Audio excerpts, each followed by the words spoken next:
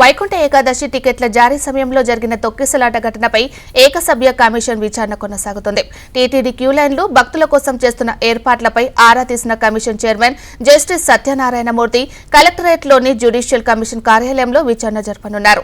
కాసేపట్లో Tirupati collector justice Satyanarayana Murthy ముందు విచారణకు హాజరవుతారు.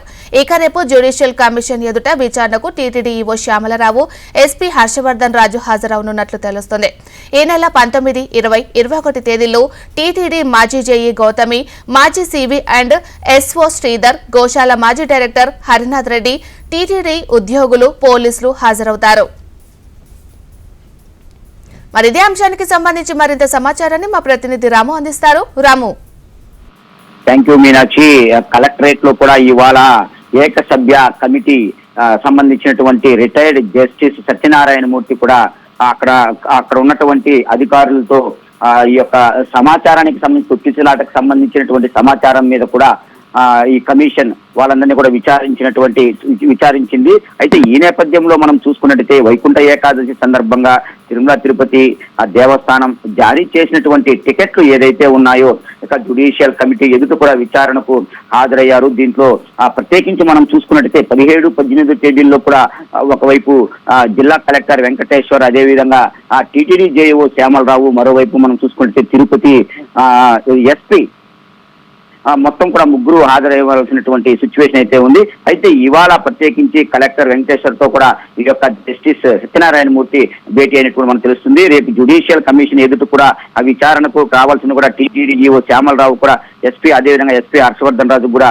సమన్లు అయితే కూడా ఇచ్చారు. అయితే చూసుకున్నట్టయితే ఈ నెల 19, 20, 21వ తేదీల్లో జ్యుడిషియల్ కమిషన్ ఎదుట కూడా విచారణ హాజరు కావాలన్నటువంటిది ఆ టీటీడీ మాజీ జేఈఓ గౌతమి, అదేవిధంగా మాజీ సివి అండ్ ఎస్ఓ శ్రీధర్, అదేవిధంగా మనం చూసుకున్నట్టయితే ఈ పద్మావతి ఉద్యానవన పార్కు వద్ద ఉద్యోగ నిర్వహణలో ఉన్నటువంటి ఆ గోశాల డైరెక్టర్ హరినాథ్ రెడ్డిని కూడా హరినాథ్ రెడ్డి, అదేవిధంగా తిరుమల తిరుపతి దేవస్థానం సంబంధించిన ఉద్యోగులు, స్థానికంగా ఉన్నటువంటి జిల్లా పోలీసులు కూడా హాజరయ్యేటువంటి సిచ్యువేషన్ మనకు తెలుస్తుంది. అంటే ఇప్పటికే ఆ టీటీడీలో ఉన్నటువంటి 13 మందికి, అదేవిధంగా ఆ టీటీడీ విజిలెన్స్ కి సంబంధించి 16 మంది సిబ్బందికి, అదే కోణంలో కూడా తిరుపతి పోలీసులో దాదాపు 40 మందికి ఈ యొక్క నోటీసులు ఆ జ్యుడిషియల్ కమిషన్ అయితే జారీ చేసినట్టు కూడా మనకు తెలుస్తుంది.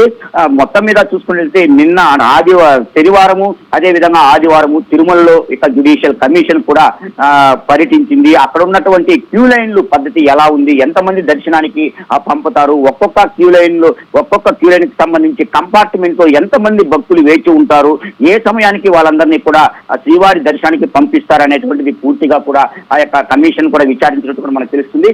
నిన్న మనం చూసుకున్నట్టయితే ఆ శ్రీవారి దర్శనం అనంతరం కూడా అక్కడ ఉన్నటువంటి ఆ సీసీ కెమెరాలకు సంబంధించినటువంటి క్యూ లైన్ లో ఉన్నటువంటి ఆ యొక్క సీసీ కెమెరాలను కూడా పూర్తిగా కూడా పర్యవేక్షించినట్టు కూడా మనకు తెలుస్తుంది. అక్కడ జరిగినటువంటి తప్పిదాలు ఏంటి, ఏ విధంగా కూడా ఈ యొక్క దర్శనానికి వివిఐపీలు కావచ్చు, సాధారణ భక్తులు కావచ్చు, పూర్తి మొత్తంలో వెళ్లి శ్రీవారి దర్శనం చేసుకున్న తర్వాత ఎంత సమయంలో వీళ్ళంతా కూడా బయటకు వస్తారు ఏంటి అనే దాని మీద పూర్తిగా కూడా ఆరాధించినట్టు కూడా మనకు తెలుస్తుంది మీనాక్షి.